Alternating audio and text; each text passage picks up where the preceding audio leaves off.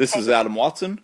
I have as a special guest tonight Elizabeth Gazzetti, who's currently running a Kickstarter for a graphic novel collection of her comic series out for Souls and Cookies. How's it going tonight, Beth? Great. Thanks for having me. Yeah, thank you for coming on. So as of the recording of this, there are 13 days left in this campaign, which means there's going to be a mere 11 days left by the time this airs, because it's going to be airing on Monday. And you're currently at $586 of a $500 goal. So you met your goal already, so congratulations on that. Thank you very much. It's really exciting to know that I've met my goal. Yeah, it is. It's an amazing thing when you meet your goal. And then, did you have the moment of dread at all that's like, oh no, I have to make sure that I do this? Well, I admit I got a little nervous because I said I'd have it out in December. Right. But I had already planned on doing it, and because most of the book is already done, I wasn't too worried about all of a sudden, oh no, now I have to do this. Right. Because I was so close to having the book finished. Yeah. You've done graphic novel type projects before, right? Yes, I've actually done 4 graphic novels before, 3 books in the Famine Land series, and then 1 book entitled Lure. And then I've also done, besides Out for Souls and Cookies, I've actually done 2 illustration projects for Jennifer Brozek. One was a comic called The Prince of Artemis 5, and the other was like an ABC book called A is for Apex. Okay. How long ago did those come out? Prince of Artemis 5 came out in the spring of this year, and then A is for Apex came out on August 1st. You said in the video to this that there's going to be a new additional story. Is that correct? Yes. How many pages is that going to be? It'll be 16, which is the same as, it'll be 16 and then plus 4. Uh-huh. Technically 20. What it is it's a frame story. So this story is going to interweave between each of the original 5 issues. Okay. So by interweave, you mean it's going to be inserted in between the issues, or what do you mean? Yes. So the book will open up, and there will be Rosie and Tycho, and they're having an interview. Okay. On a talk show. Okay. And they're going to be answering questions about each of the individual issues and the things that happened in them. Okay. And also, as for fans, Tycho will be making a lot of puns, because that's what Tycho does. Uh-huh. So what are you doing to promote this? Well, I've been doing some ads on Facebook, and I've been doing something that I hadn't really done before, which is actually put out a newsletter. And then I've been going on different websites and blogs and this podcast, and that's what I've been doing to promote it. Is this the first podcast you've been on for this? Yeah. Oh, and I should say, I suppose, 2 other things, which is I've been to 2 or 3 separate events since the Kickstarter started. Okay. What were those events? The Taste of Edmonds, and then this event, which sounds a little weird, but I sold books there, which is Dystopias and Utopias, a science fiction discussion, and then Ording Summerfest. You know, that doesn't sound weird at all, because if you go to a ton of conventions, you just kind of lose track of what the names are anyhow. And Yeah. And if I actually step back and look at the names of the shows I go to. Yeah, I feel the same. And at least for the science fiction discussion, though obviously I was there as a science fiction author for my other work, I mean, I'm still a comic book artist, and so people love anything with a local connection. And it was in Seattle, so people were excited to see a Seattle comic. Uh-huh. So you did pretty well on the comics there, then? Yeah. Yeah, I recently did a car show for the first time, selling comics. Oh, that's interesting. Yeah, so I think it's a good idea to branch out and kind of go where our fellow comic creators may not necessarily be. That's a philosophy I've always had. You know, I used to do a lot of antique shows, done tattoo shows, done all that kind of stuff. So it doesn't surprise me at all that you would do well at a show that wasn't catered towards comics, selling comics, you know? Yeah. And I would say that both at Ording and at Edmonds, because it's kind of like a family day, having an all-ages comic like Out for Souls and Cookies did really well, just because though Out for Souls and Cookies was originally written with an adult audience in mind, it certainly has no adult content. And people love little dogs, so people saw it and were really excited about seeing something different there, like a comic book. Was Out for Souls and Cookies the first comic you created? It was actually the second. I actually did Salmon Land, the Carp site first, and that was my first comic, which was also a full-length graphic novel. You know, there's nothing like ignorance to make sure you do a project. I just had no idea that this was going to be like what it ended up being. But after I finished Famine Lands, even though I knew I would write another Famine Lands book, I needed a break from like this dark dystopian fantasy world, and I wanted to do something really fun. And so I had this idea, even before Famine Lands was done, and at that point in time, you know, I was working with Maria Masterson, who was the editor of Out for Souls and Cookies, and I was like, I have the funniest idea. What would you say if Rosie and Tycho were demons? And she's like, that's hilarious. Oh, and I suppose I should say right now, for anyone who doesn't know, Rosie and Tycho are my real dogs. Your real dogs that are the stars of Out for Souls and Cookies. It's now occurring to me that we haven't actually said what Out for Souls and Cookies is about, which we should have done at the beginning of this. So you want to give the quick pitch for what Out for Souls and Cookies is exactly? Yeah, no problem. So Out for Souls and Cookies is the story of two demons who want to retire.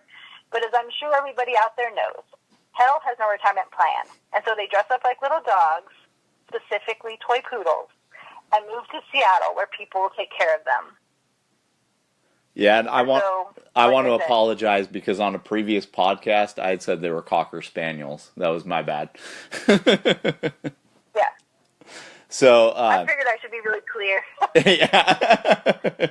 I just see cute little dogs, you know, so. Well, and especially when their hair is cut, nobody knows what Rosie and Tycho are anyway. Like right now they have their summer cuts, and so a lot of people think they're Cocker Spaniels because they just have kind of short brown hair that curls a little bit. Right. It's just in the winter when they're all poofy, does everybody know that they're poodles. So are there any plans for anything else in this series, or is the graphic novel going to kind of just wrap it up and that's it for Souls and Cookies? If I'm honest, I haven't decided. Okay. Part of me really would like to write another 5 issues and then have another graphic novel. And also, people love the series. And as soon as I started talking about a graphic novel, I was reminded how much people love the series. And so, but a little bit of it is also like getting the jokes to work. Because one of the things that people love about the series is Rosie and Tycho, because I put so much of real life in the graphic novels or the comic book series.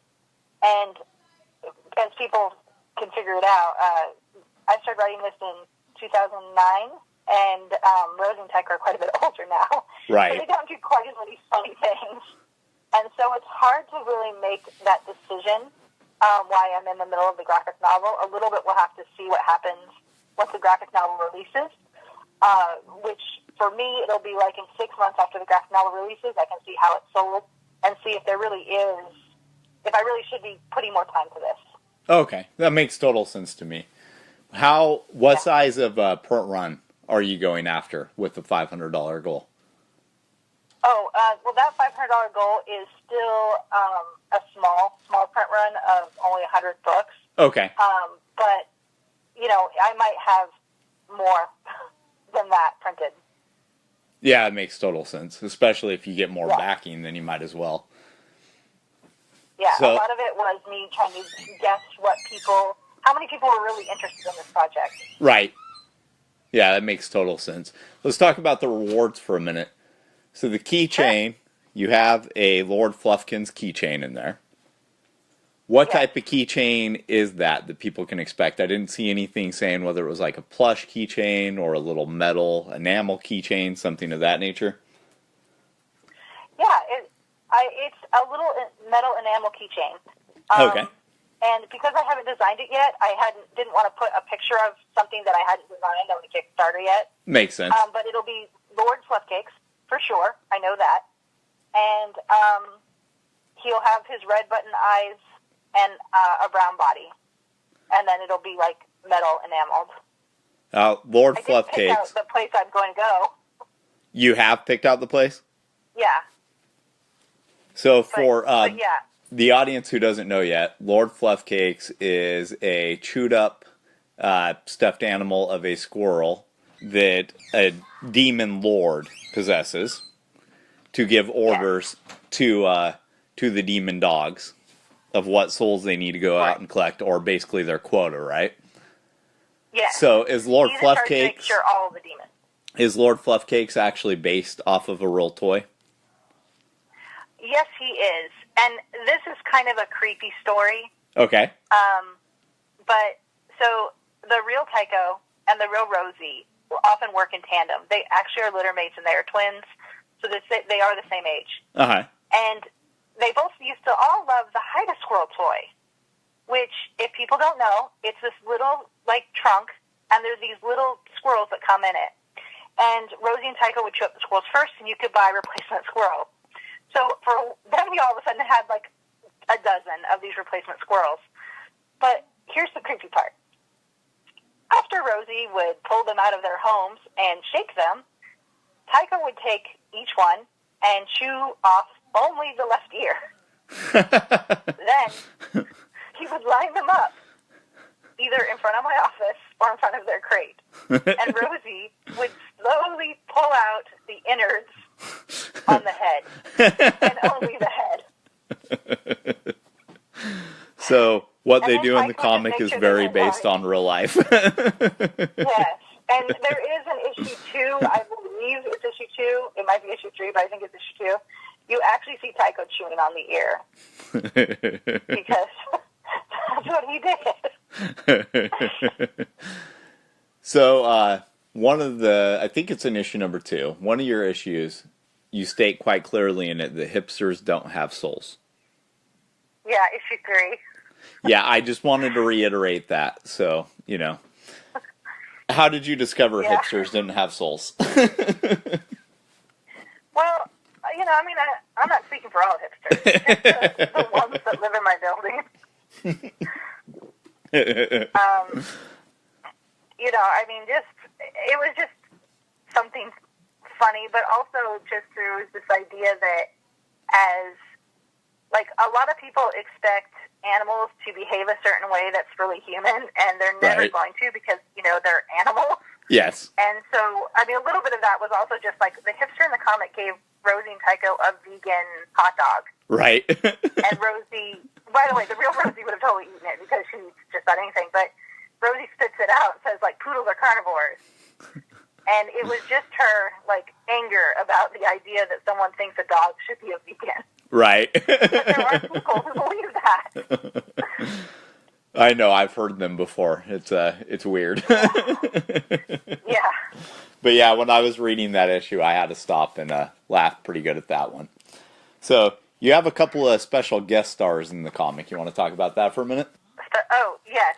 So, in book 5, they go to Comic-Con, Emerald City Comic-Con specifically, because, of course, I live in Seattle.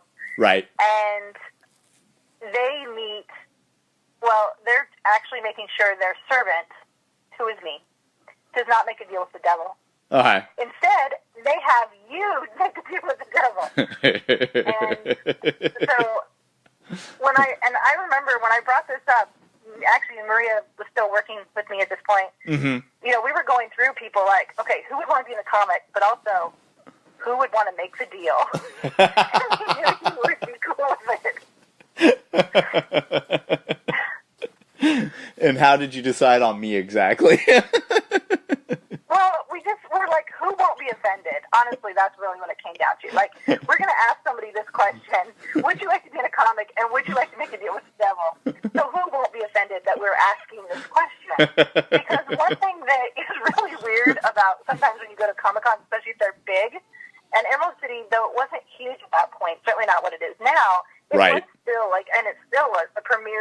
Con in the Pacific Northwest. Mm-hmm. So you have a wide variety of people who are going, and it always surprised me how many times people would come up to me and be like, "Oh, what's this dog book about?" And we would tell them, and then they'd be like, "But you look like such a nice lady." Or, you know, "You look like you're a normal girl." I got that a lot. Not so much now because I'm not a girl anymore, but, you know, back then I was. A normal girl. You know, I mean, and so many people just take a look at you and make that decision that, you know, because I'm always wearing kind of like frilly top. I only have one tattoo, and it's my wedding ring. You know, I just... Oh, I didn't know you had any tattoos. Yeah, I have one. And by the way, it hurt really bad, which is why I'll never get another one. Yeah, but the finger is done so quickly. The only one that I think hurt is the piece I have on my side, but if you've never seen the piece on my side, it goes from my hip bone clear up to just below my chest. So it's a pretty massive one. Yeah. It's the only one I really felt out of all of them that I have. And I am going to get more. Well, that's good. Do both of you have your wedding rings on your finger, or is it just you? Yeah, we both do. My husband and I both do. That's really cool. In fact, my husband got his done first, and he was the one that told me it wouldn't hurt. Okay. Because he was, like, all stressed out for the pain, and then he decided it didn't hurt, and so he, like, relaxed. And then I believe that, you know, I wish he had told me it was incredibly painful. And then I wouldn't have been surprised. It's like when you go into a bad movie that you know is bad, but you enjoy it because you're still like, hey, I went to the movies. Right. I could have been like that, but it wasn't. I was expecting it to be easy, and it was just like I was sweating and I was shaking almost the whole time. And I felt like, and the guy was working so hard to make sure he didn't mess up because, of course, it's going to be always visible because it's on my hand. Right. So yeah, that's my only tattoo. And you're never getting another one. No, I'm not. That's pretty good. But on the bright side, too, I never have to worry about losing my wedding ring. That is very, very true. That is extremely true. Yeah. And, you know, I mean, I got mine on my 15th anniversary. Uh-huh. And Dennis got his on our 10th or 11th, something like that. And, yeah, we both feel like this is awesome. We don't have to worry about losing a piece of jewelry. Right. And we don't have to worry about gaining or losing weight. No, you don't. It will always fit. Yep, it'll fit forever. Is that the only one he has? Yes. So he does sometimes talk about getting another. I find them to be highly addictive, so I wouldn't have been able to stop at just one. But, you know, if you've ever seen me, that might be kind of obvious. So, and you did a really good job capturing my tattoos in the special guest appearance that I make. Everybody's always commenting on that fact. How did you capture them so well? Well, I did, as you were there, I took pictures of you, and I made sure I got your tattoos, because it is something that I think people do notice about you. Mm-hmm. And even whenever you're trying to capture any likeness, you're always thinking of, like, what are prominent features that will make people recognize this is Adam? Right. And your tattoos are one of them. So I was careful to make sure, like, when I had the pictures of your arms, that they would be in the correct placement, because I didn't want them to look like they're the wrong ones. Right. I appreciate that. Yeah. Years ago. And this was, and I would say too that, so I actually did go to some painting classes and some more traditional art classes, and that was actually all the stuff I learned there. So it's funny how these things, like, no, I didn't become really a painter, or some of these other, I didn't necessarily use these classes for what they were designed for. Right. But certainly that information comes in handy. Absolutely. When I'm trying to do things like this. Do you find it easier to create something that's just total fiction, like with Lure? I'm assuming Lure is total fiction anyway. Or do you find it easier? Am I saying what? Oh, I was going to say what? You mean mermaids aren't real? Not last time I checked, but they could be. I don't know, So, Or do you find it easier to work with something that's a little bit based in reality, like with Out for Souls and Cookies? Well, I would say that it's a different process. Yeah. And I would bring my writing into this because, of course, I'm an author too. And so it is easier for me to write something funny if there's reality that we can all take. Okay. Like, we all know that Seattle is a real place. Right. We all know that dogs exist. We all And know even hipsters don't have souls. Right, exactly. Like, this is all common knowledge. So we can, I can make a joke based on that. But when I'm writing something like Famine Lands or Lure, where, it's more fantasy, these works become more serious because we have no basis of knowledge that we're building off of. And I mean, a little bit of that, even when I think about, my current work in progress, which is this vampire story that I wrote. And it's all about a vampire trying to buy a house in Seattle. That's the entire plot. Is that a comic or a book? Oh, it's going to be a novella, so it's a written book. Okay. And it's actually my next release. Out for Some Cookies will come out in December, but my next release is this book, this novella called Immortal House. And it is, seriously, like I said, it's just about this vampire trying to buy a house. And the stuff he has to go through, one, he can't view properties during the day. He's trying not to scare his real estate agent because he really likes her, and she's showing him the kind of houses he likes. So he doesn't want just any. He likes her, and so we have. But otherwise, he's just a guy who happens to be a vampire trying to buy this house. He's also a Seahawks fan, and just this because we can laugh about stuff like this. And I haven't even told you a joke from the book yet, but it's easy to start laughing already because we have this idea of what satire is. We all know what vampires are. We all know what Seattle is. Many of us who live in the Pacific Northwest realize how quickly, especially King County, is growing because of the tech industry. I mean, I grew up. So right now, in the city of Seattle, there are 700,000 people. And in the greater Seattle area, it's 3.8 million. Jesus. Now, I grew up in Bremerton, and when I took Washington State history in the 9th grade, our entire population for the entire state of Washington was 4 million. So this is just lifetime I can remember. Right. How quickly this is. And I live in Seattle, and so I lived here when the real estate bubble crashed. And I lived here during the, now this rise and this very hard seller's market that we're in right now. And so, it's easy to make comedy about that because we can experience or at least have an idea of it. Right. But much harder to make comedy about other things. But it's weird. People even laugh about things that, aren't necessarily all that funny. Yeah. Talking about the real estate crisis. Right. And yet we can still laugh about it, and it makes it easier to deal with, I think, for everybody. When we make jokes about it. So yeah, it's not easier or harder. It's easier to write comedy. It's harder to write. But then I have these very serious science fiction books. Which are so hard science fiction that I didn't even realize it until they were published. And then they're coming out, and when people are excited about them and they realize how much science is actually in them, people get ecstatic. But they don't laugh at them because that is just weird. But it was easy to put the science in there because it was easy to ground it in reality. Right. I actually find it kind of the same thing. I find it incredibly difficult to write humor.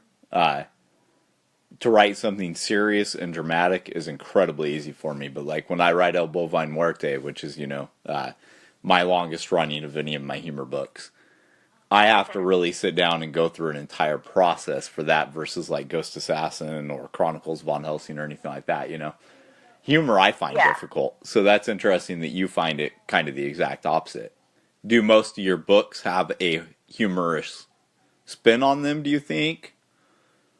I would say most of my books are serious. Mm-hmm. Most of my best-selling books are the comedies. Right. And I mean by far. But the serious books are probably what comes out. But the truth is that the comedies all come from the serious books. Like Out for Souls and Cookies came from Famine Lands. I wouldn't have been able to write Out for Souls and Cookies funny if I hadn't just put all of my worries about children starving in Famine Lands, right? Yeah. Like I got rid of all the dark stuff, and then like what was left was kind of this funny comedy. And then the same thing, I can honestly say the exact same thing about Immortal House. And I actually have, and the same thing for The Love of Pancakes, which is a story about an alien who knocks on a window in this condo window, and this girl who was watching, she's like a sci-fi fan. And basically she comes to Earth because the alien is just a tourist, and she landed on the wrong side of the planet, and she's really just trying to find a store who will take rands. Because Earth doesn't have a universal currency.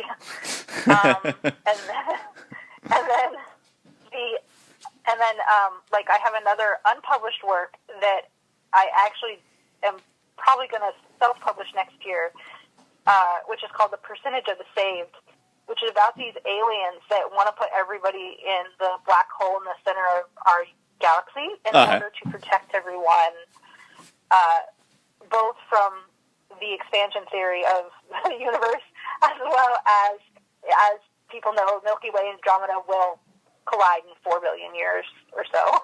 I honestly don't think that most people know that. Oh. Most people probably don't.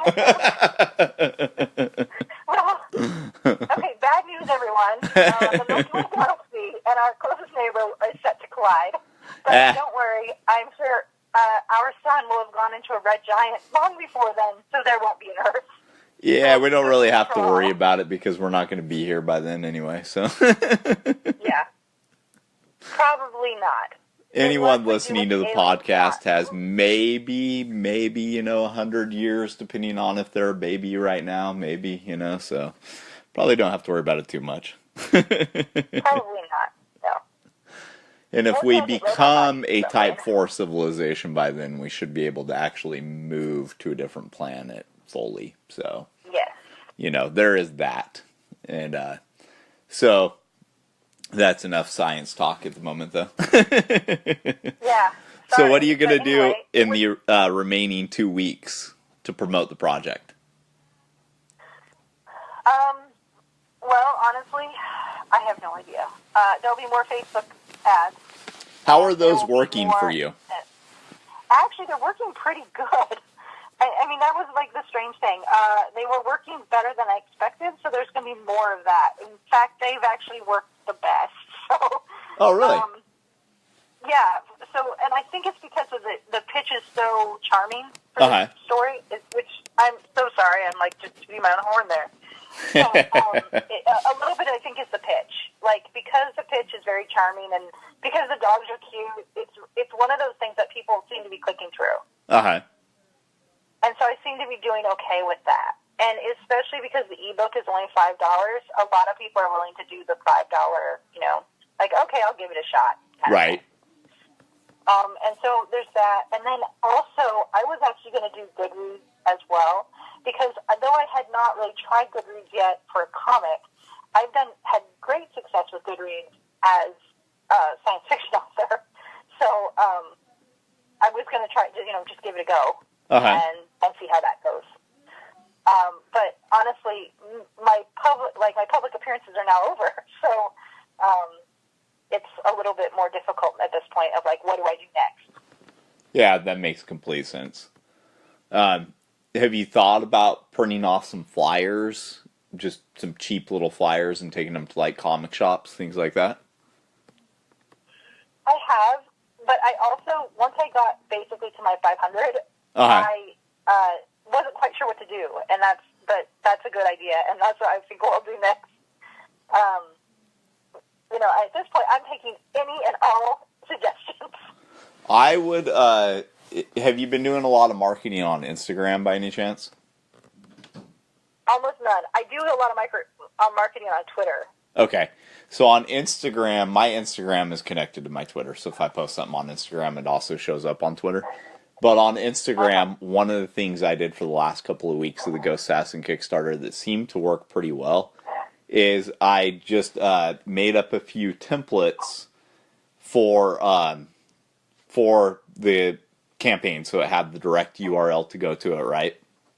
And at the top of it, it said Ghost Assassin. And then I cut various panels out from the book and just put them into those templates that were already made to be at the size that is correct for Instagram. And I got a lot of engagement and a lot of people clicking through from just doing like 3 to 4 of those every single day during the last 2 weeks. Okay. And also, like, I'm going to do that too. There are a lot of people who look at the stories on Instagram and on Facebook. So if you just take like a screenshot of your campaign, put funded in it, like write funded over the top of it, whatever, put it up on your story, you might have more people than visiting your Facebook, your Twitter, whatever, to see what the campaign is that you posted about, because people who you never even interact with on Facebook might see it because they're on Messenger more than they are on the actual site itself. So that's one of the things I found too. Cool. Thank you. Yeah, no problem. I appreciate any advice. No problem. So, how are you fulfilling this? Are you just going to print it up, ship it off, all that? Is there any fulfillment issues you see coming up, anything like that? I don't see too many fulfillment issues. Mostly, I was going to, as soon as the Kickstarter's over, I'm going to get it printed. Okay. And then once I get the books, I'm going to, and then get everything else. The artwork will come very fast. I'm not quite sure. I'm a little more concerned about the keychain and things like that. Like, how long exactly will it take me to get these things? Right. But as soon as I get them, I'm going to start sending them out. And I'm just going to do it in the order received, because I've looked at my backer report, and it's in the order people, gave to the campaign. Right. And so I will just start filling these orders. And I do have quite a bit of experience in retail, because that was actually my job for 15 years. I worked in retail. And so I'm not too concerned about everything, because I'm kind of used to at least what you have to do. Right. I know I'm a little nervous in the sense of hopefully everything gets here by December so I can get everything out, because I don't want anybody to, want this as a Christmas gift and not have it. Right. But I know the books will come in time, and so minimally the books get shipped first, and then I'll send the rest of it out secondly, if I have to. It would be better to send it all at once, because, the shipping fees will really, really rack up to a lot if you have to send them out individually. I know there are a lot of people who split, especially when they have print, stuff like that. I do eBay for a living, so like anything to save a couple of nickels on shipping, because my eBay bill or my shipping bill to the post office every year is around like $6,000 to $8,000. So I really watch that bottom line. I strongly recommend, if you can ship it all out at once, do ship it out all at once, especially if it does end up being, quite a few packages you're doing at once. You can actually work deals out with FedEx and UPS too, where you do like a bunch of shipments of the same thing, and they charge you a flat rate that can actually be lower than what the post office charges. So that's something to keep in mind too if you have a Kickstarter at some point that has like 1,000 backers, something like that. So that's good to know. Thank you. Yeah, no problem. So are you going to be returning to Kickstarter for anything past this project, or is this going to be the only one you do for quite a while? Well, it'll be for at least for a little while. I'm sure I'll do another Kickstarter the next time I do a graphic novel. Even just for pre-selling them. Right. It actually helps to pre-sell some graphic novels out of a print run, as many people can absolutely on that. Yeah.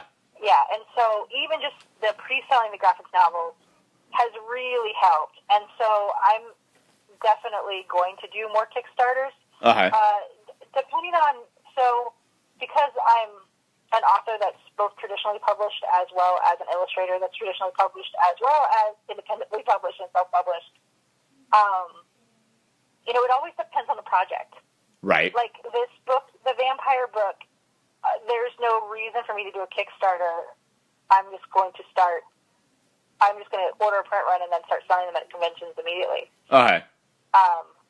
But as for the graphic novels, it's been great. And even though I actually did a Kickstarter before, years ago, Family Lands Book 3, I actually did a Kickstarter for. And it didn't do great, I admit that. But I also learned a lot by doing it. And one of the reasons that, like, some of the lessons I learned, I did with this Kickstarter. And one of those, and so I definitely love doing them. I think they're really interesting, and it's great to pre-sell. And and it also gets people excited. Like, even people who didn't give to the Kickstarter, because they're used to seeing me at conventions, and kind of on a yearly, or even if I skip a year, they see me at the same convention, normally a year after. That, like, there are people who are really excited about Apples and Cookies just in the graphic novel. Right. And so, like, I am sure they will still want them. They're just not interested in the Kickstarter. Yeah, that makes total sense. But they were kind of excited to know at least that, hey, you're doing a Kickstarter. That means the graphic novel is coming. Right. So there was that as well. And just the excitement that it generated for the graphic novel, even for people who didn't decide to give to it, was really interesting. Well, it's not over yet, so you don't know. Those people may change their minds about giving to it. It's true. The truth is I have no idea who will ultimately decide to donate to the Kickstarter and who won't. I really don't know. Yeah, and generally the two biggest days of your campaign are the first day and the last day. That's when the majority of backers come in. Yeah, my day was weirdly the 5th day. Really? Yeah. I was getting 1s and 2s until I got to that 500, or I got to, like, the 400, it was actually, like, 380, 400.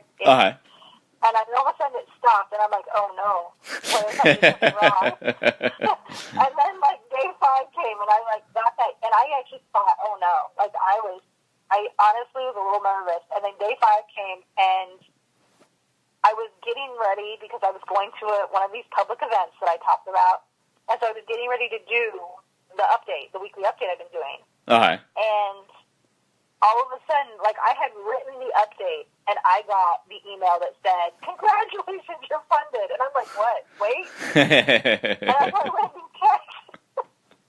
Like, I couldn't believe it. And I was just so happy and so excited about that. But it was that, like, 6th day.